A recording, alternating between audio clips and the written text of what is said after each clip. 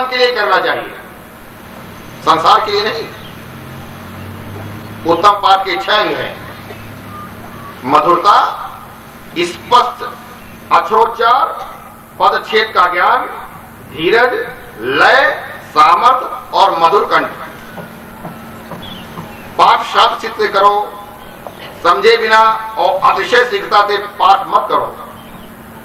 देखिए, पाठ जब लोग करते हैं तो कई लोग कालका मेल चलाते हैं, उस न उनकी समझ में आता है न सुनने वाले की समझ में आता है। और वैसे तो ऐसे लोगों के द्वारा किया हुआ पाठ भगवान भी नहीं समझते, मना कर देते हैं कि हम नहीं समझते, तुम क्या कह रहे हो।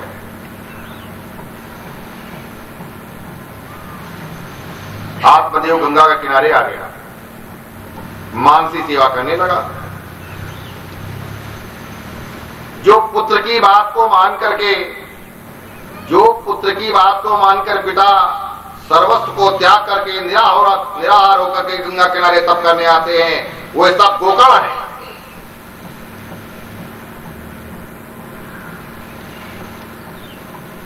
एकांत में बैठकर मन को एकाग्र करना लगा। चंचल मन को विवेक रूपी बोध से संभालो और ध्यान मन रखो। चंचल मन विवेक रूपी बोध से संभालो, ऐसे चंचल मन संभलेगा नहीं। संकल्प और विकल्प से मन को दूर रखो। मानसिक सेवा में मन की धारा अटूट रहती है, ऐसी सेवा दिव्य होती है। उच्च स्वर से जब पाठ करने से मन एकाग्र होता है, निरोध होता है, लेकिन निषेध नहीं होता। निरोध अवश्य होता है, इसलिए कीर्तन जोर से किया जाए।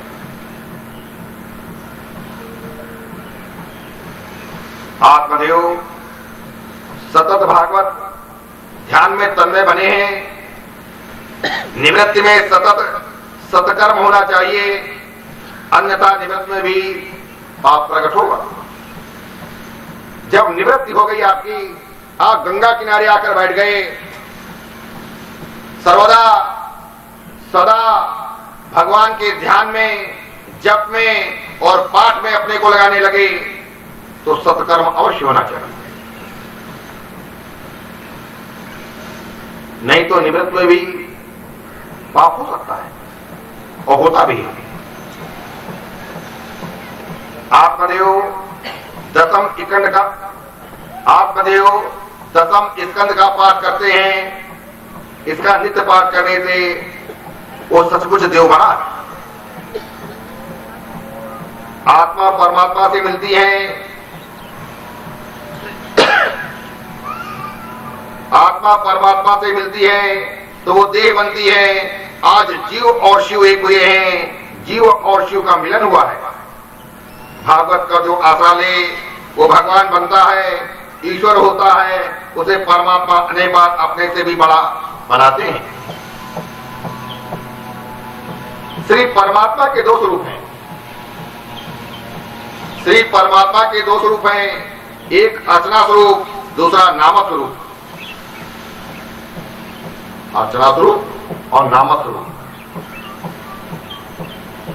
श्रीमद् भागवत भगवान का नाम स्वरूप है।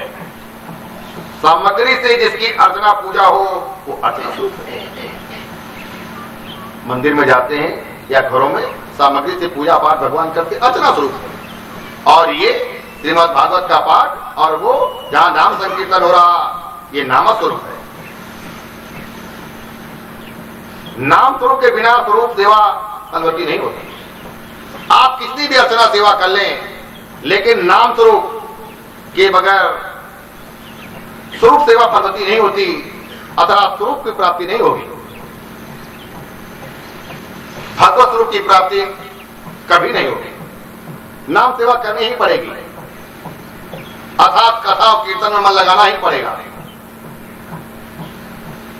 उसका कारण यह है कि मन की शुद्धि नहीं हुई। अर्चना स्वरूप के से मन की शुद्धि नहीं होती, मात्र कर्मकांड होता है। लेकिन नाम स्वरूप से और कथा से मन की शुद्धि होती है। मन की शुद्धि के बिना स्वरूप सेवा में आनंद नहीं मिलता। सेवक जब तक संसार के साथ भी संबंध रखता है, माया रखता है, तब तक उसे स्वरूप सेवा का आनंद नहीं मिलता। अगर आप नाम संकीर्तन करते समय या कथा सुनते समय संसार से संबंध रखा हुआ है, आप शरीर से तो भले बैठे हैं, लेकिन मन आपका संसार में टहल रहा है, घूम रहा है, आपको आनंद नहीं आएगा।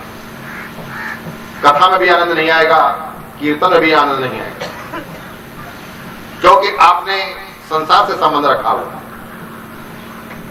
यदि सेवा करनी है तो संसार का स्नेह मोह छोड़ना होगा। संसार के विषय में स्नेह करो तो विवेक के साथ करो। भागवत सलाह देती कि आप संसार से स्नेह करिए, लेकिन विवेक के साथ करिए।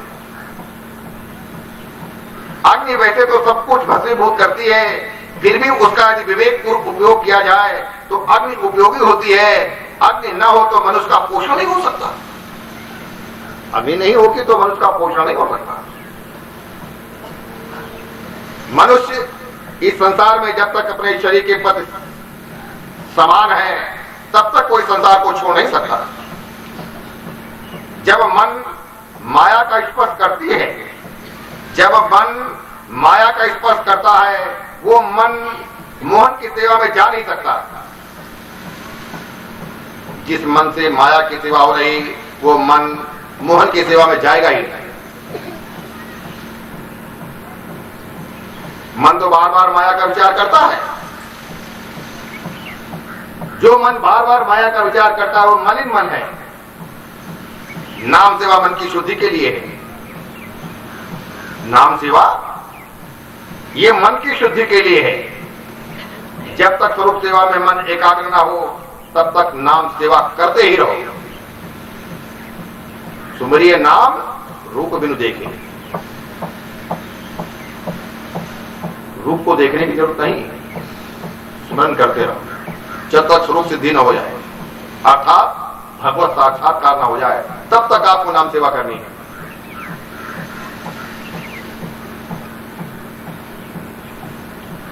स्वरूप सेवा में आनंद नहीं आता। स्वरूप सेवा में आनंद नहीं आता, अर्थात कथा में और कीर्तन में आनंद नहीं आता। कारण मन व्यग्र है, चंचल है। अपना मन ईश्वर को छोड़कर बार बार विषयों की ओर जाता है।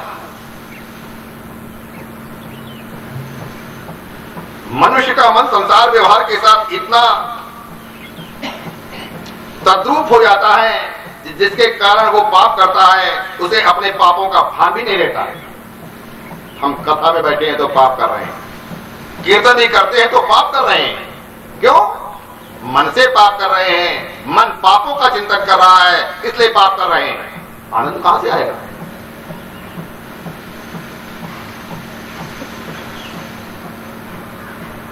स्वरूप सेवा करते करते हृदय पिघले, आंखें गीली हो जाएं, आनंद हो, हृदय में सात्विक भाव जागे, तो मानव की सेवा सफल हुई। हृदय की भावना बिना की गई सेवा फलवती नहीं होती।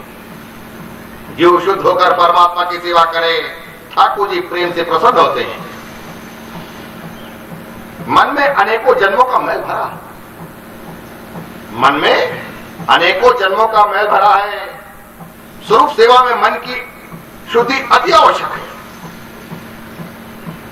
स्वरूप सेवा में मन की शुद्धि अति आवश्यक है, अर्थात कथा सुनते समय, कथा श्रवण करते समय, नाम संकीर्तन करते समय मन की शुद्धि अत्यंत आवश्यक है। मन शुद्ध नहीं, परिणाम स्वरूप सेवा फलवती होती नहीं। मन को शुद्ध करने के लिए नाम सेवा की आवश्यकता है। मन की अशुद्धि नष्ट करता है, मन की अशुद्धि नष्ट करता है। श्रीमद् भागवत, चाहे जैसा मन अशुद्ध हो, लेकिन श्रीमद् भागवत उस अशुद्ध मन को शुद्ध करता है। कलयुग में नाम सेवा प्रधान है।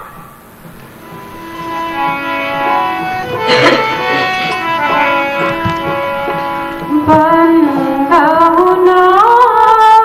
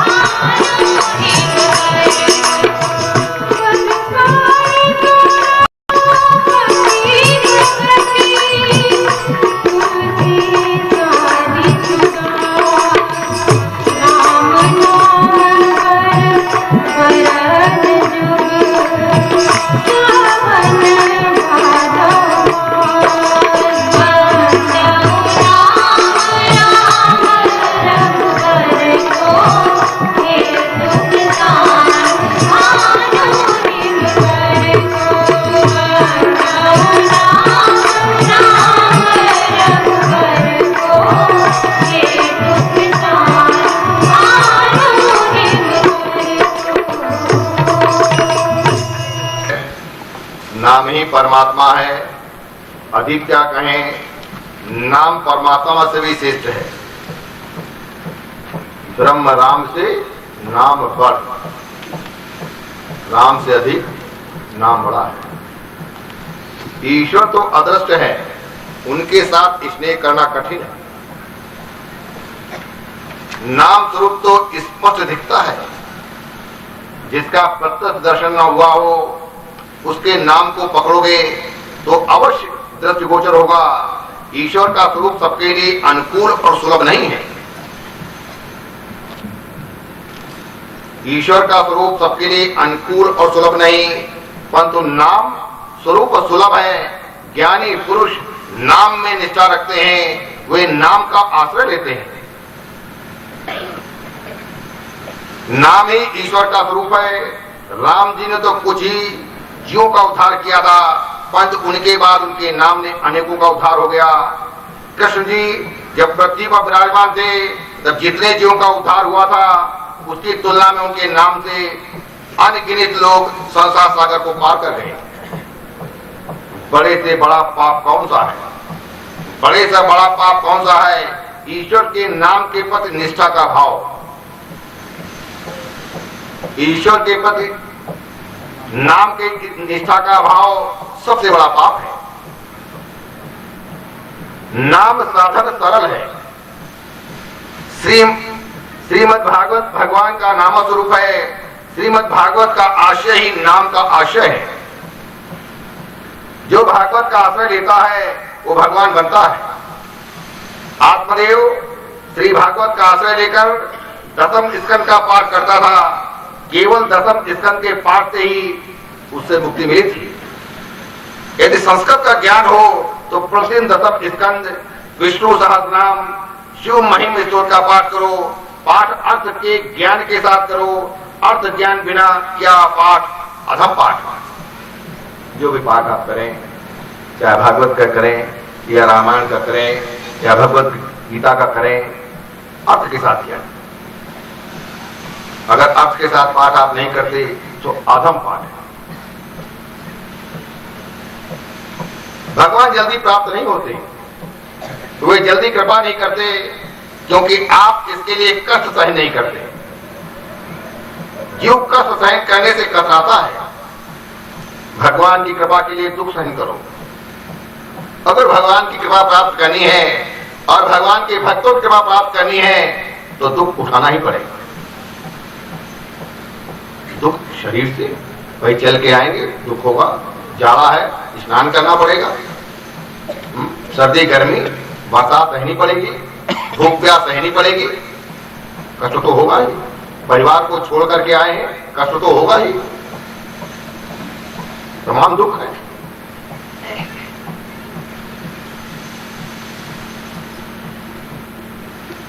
जीव कष्ट सहन करने से कतराता है। जो स्वेच्छा से कष्ट सहन करता है उसे हम दुखी नहीं कर सकते। कष्ट सहना है तो स्वेच्छा से। भाई जमीन में लेटना पड़ेगा। कभी यहां करता कहां है? पलंग कहां बिछे? शरीर को कष्ट मिलता ही है। आत्मदेव आसन लगाकर 10-12 घंटे बैठता था। आसन पर शांत चित्त से बैठो। ज्ञानियों को जो आनंद समाधि में मिलता है वो आनंद आपको भी कथा में मिलेगा। जिस लीला की कथा है वो प्रत्यक्ष हो रही है, ऐसा सोचोगे तो आनंद मिलेगा। सोचो कि मेरा मन ईश्वर से तदाकार हो गया है।